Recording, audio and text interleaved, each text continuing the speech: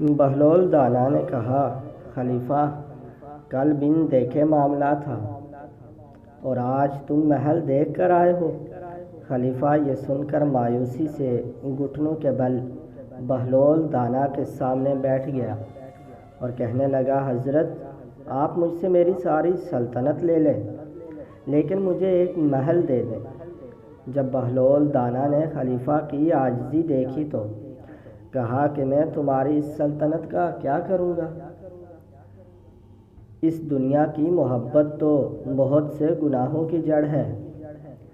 جاؤ اپنی سلطنت اپنے پاس رکھو، میں اس محل کو بھی تمہارے لیے 3 درم میں فروخت کرتا ہوں۔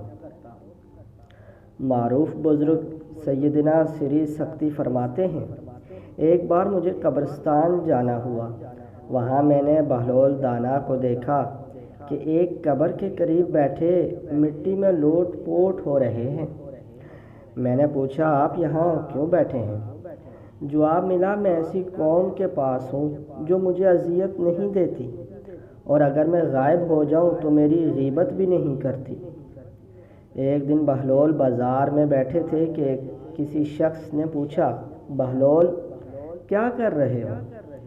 تو بہلول نے کہا کہ بندوں کی اللہ سے صلح کرا رہا ہوں۔ اس شخص نے کہا کہ پھر کیا بنا؟ بہلول نے کہا کہ اللہ تو مان رہا ہے لیکن بندے نہیں مان رہے۔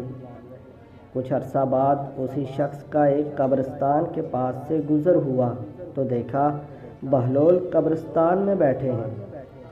قریب جا کر پوچھا، بہلول کیا کر رہے ہو؟ بہلول نے کہا، بندوں کی اللہ سے صلح کرا رہا ہوں۔ اس شخص نے کہا کہ پھر کیا بنا؟ بہلول نے کہا، بندے تو مان رہے ہیں مگر آج اللہ نہیں مان رہا۔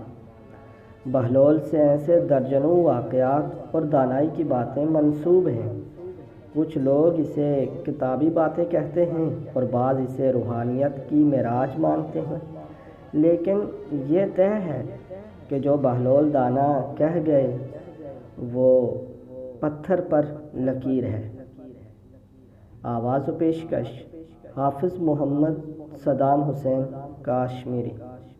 امید کرتا ہوں کہ آپ کو اس کہانی سے بہت سبق ملا ہوگا۔ اللہ تعالیٰ سے دعا ہے کہ اللہ تعالیٰ ہمیں ایمان والی زندگی اور شہادت والی موت عطا فرمائے، اور مزید ایسی ویڈیو دیکھنے کے لیے ہمارے چینل کو سبسکرائب کریں، ویڈیو کو لائک، شیئر اور کمنٹ کیا کریں۔